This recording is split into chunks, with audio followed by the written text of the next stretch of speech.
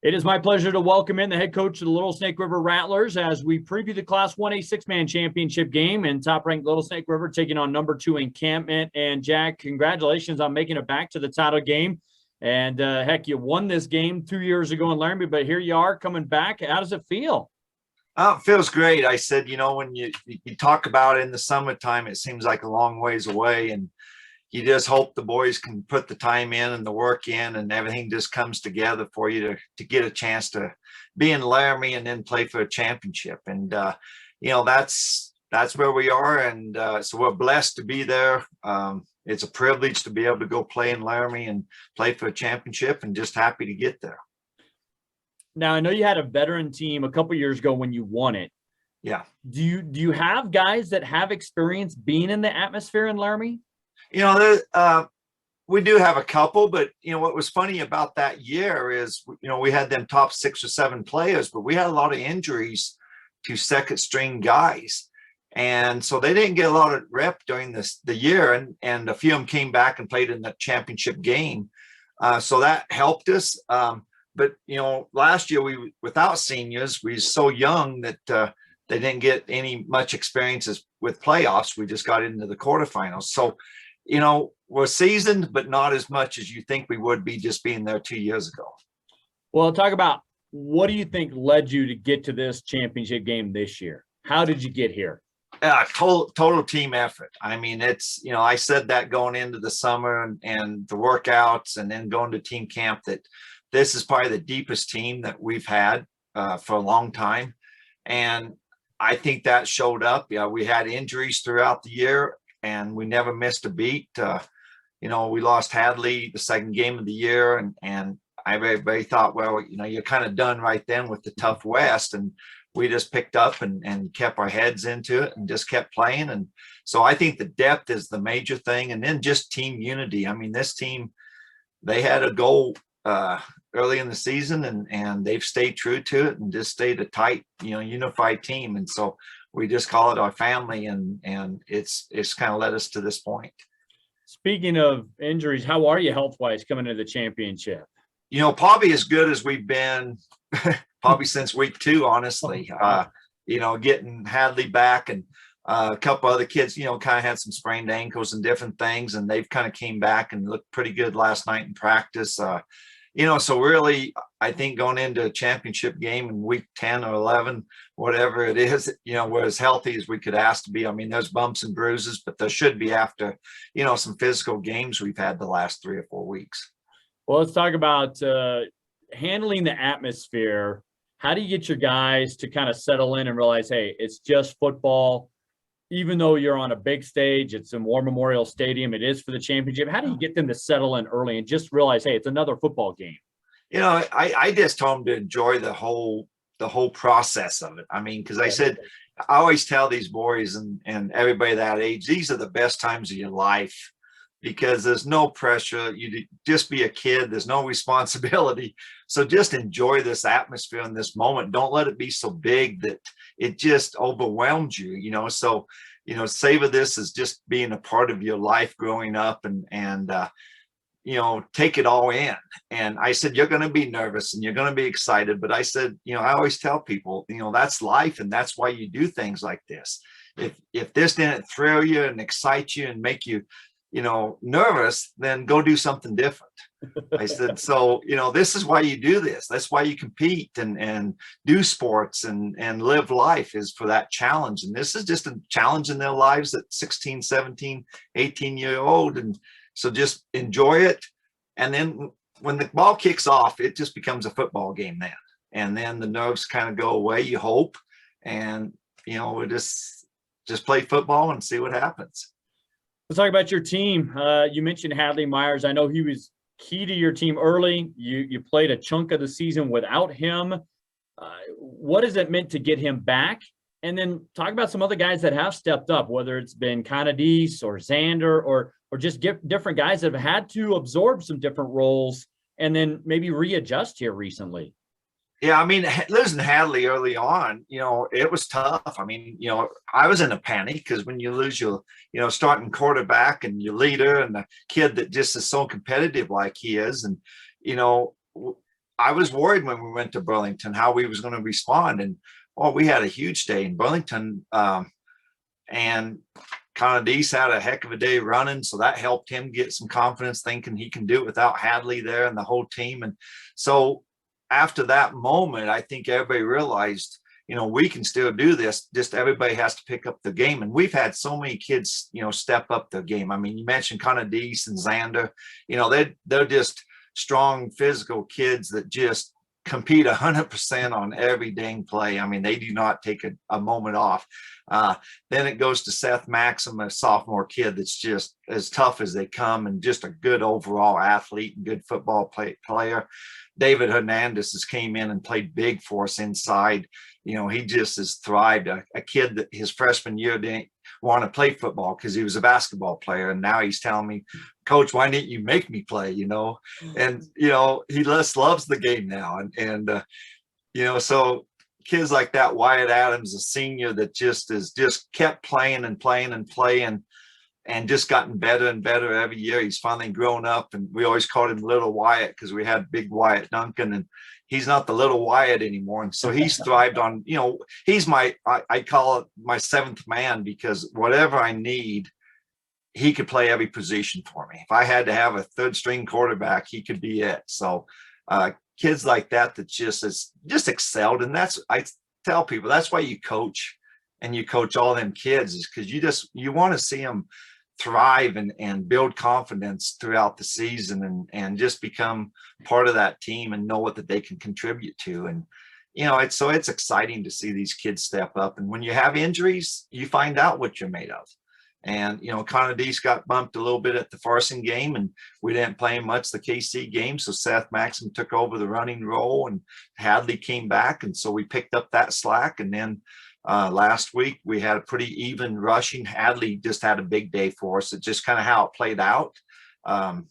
Not really didn't mean to it, but it just he just had a lot of rushing yards, and that's just kind of how it worked. But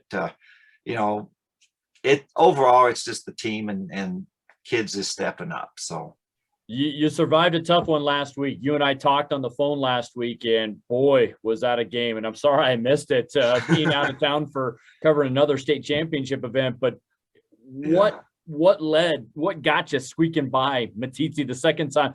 Two great games that you played against them this year.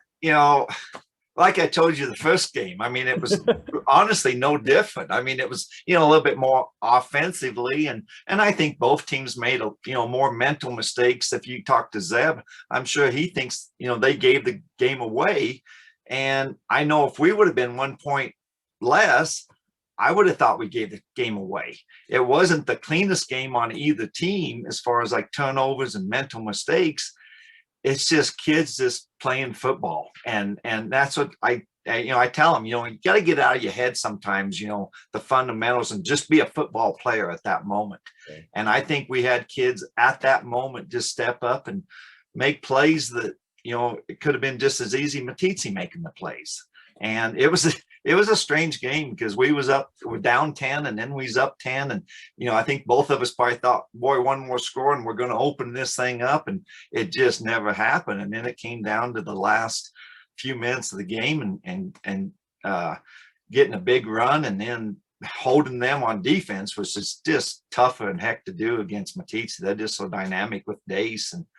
And then we had to get first downs, and boys just gutted it out and did what they had to. And it was a huge win for us, but, I also, it was a tough loss for Matizzi, and it would have been a tough loss for us because I admire their program. I like Coach Hagan and really, like the boys up there, I like competing against them. And, so, I mean, your heart goes out for them seniors that had a dream, and it's just a tough deal, but that's sports, that's life. And, you just gotta, move on and keep doing what you can do. But you missed a good one. It was better than the first one.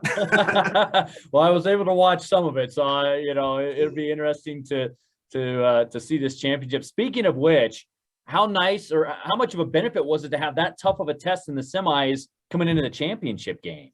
I think it's huge because, like I said, we did not play good at all. And we had mistakes that we haven't had all year.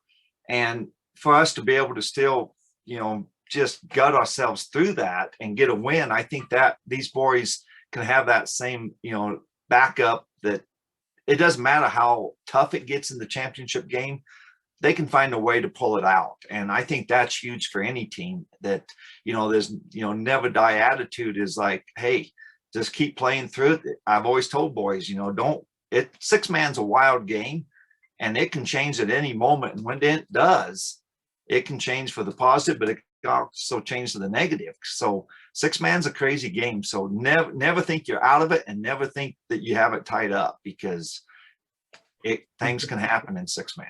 So we're going to get to the encampment game, I promise. One more question about your team, though. Yeah.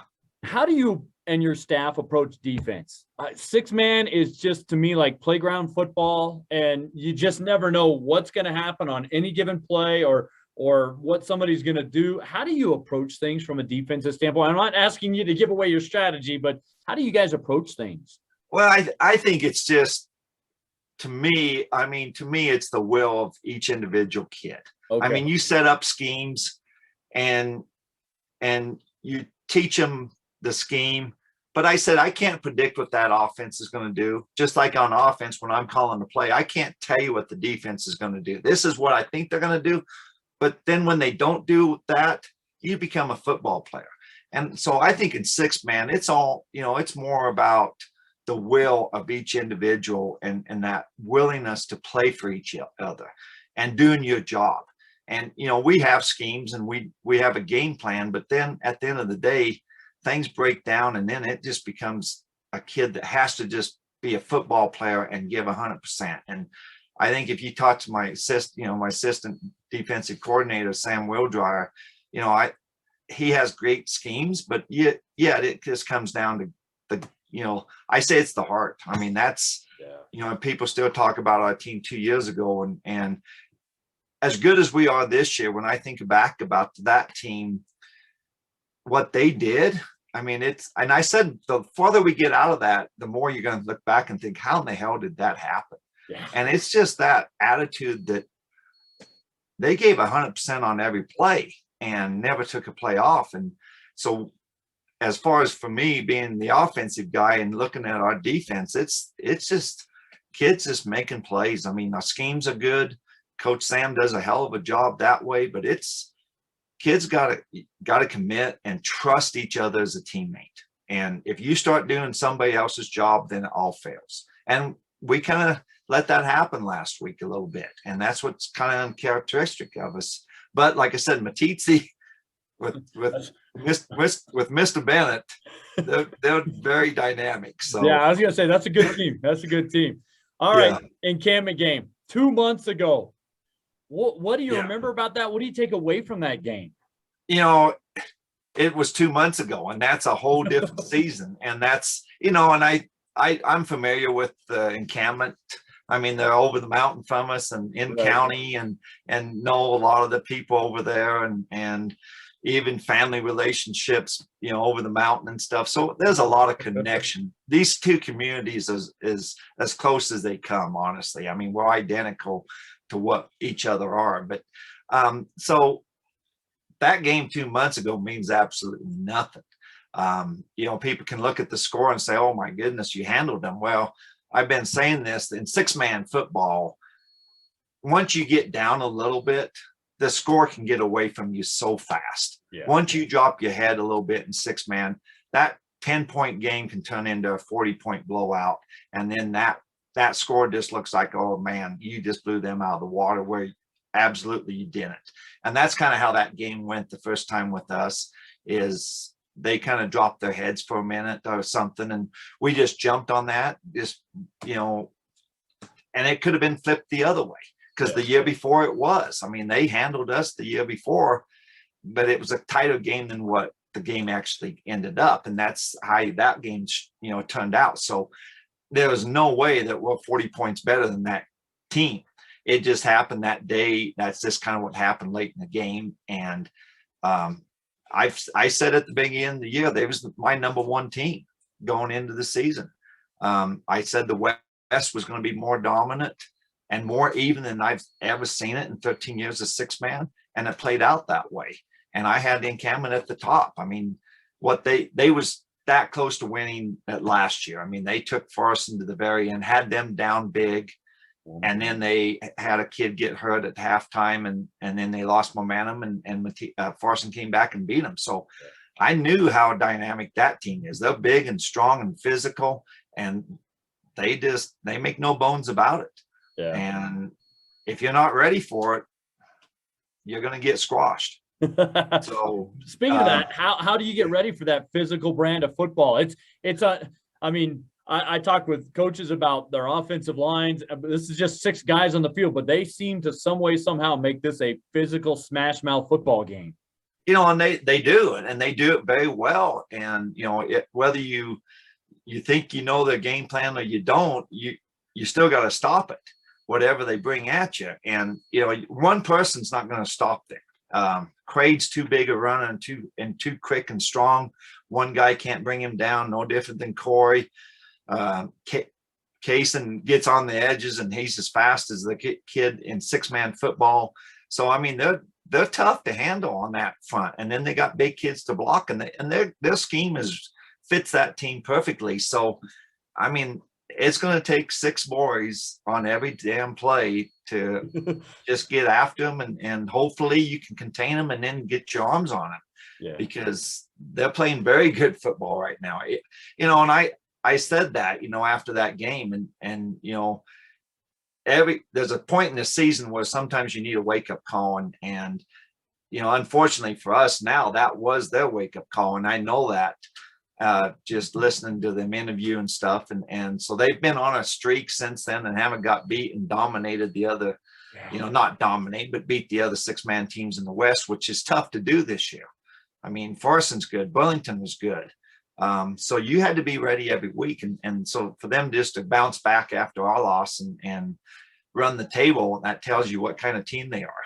And so so it's a challenge. Yeah, I was gonna say, so what puts you over? I'm glad I can edit these a little bit. So what puts you over the top? What are some of the big keys on Friday at noon, do you feel, for your team? I think you got to tackle very well.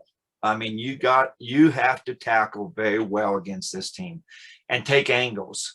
If you take bad angles against, Craig or even Corey or Kaysen, they can get to them edges. They're quick, athletic kids. Not only are they big, they're athletic, and they're quick, and they're fast. And so I think that misleads kids sometimes. They think they got angles at them, and then all of a sudden they get to the edge and they're gone.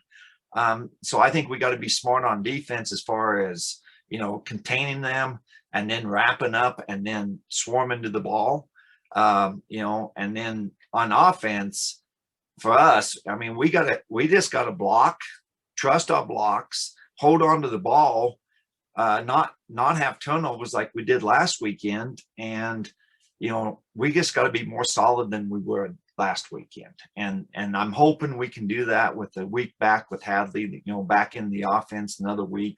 That should help us. But honestly, it just comes down to being fundamental football. I mean, if people want to talk about blocking and tackling, but it still comes back down to the old grind of who controls the line of scrimmage. And it's just going to be 2 teams that were meant to match up in a championship game, I think, are there. Jack, thank you so much for the time. Best luck Friday. We'll see you in Laramie. Okay, sounds good. Appreciate it. Thanks, David.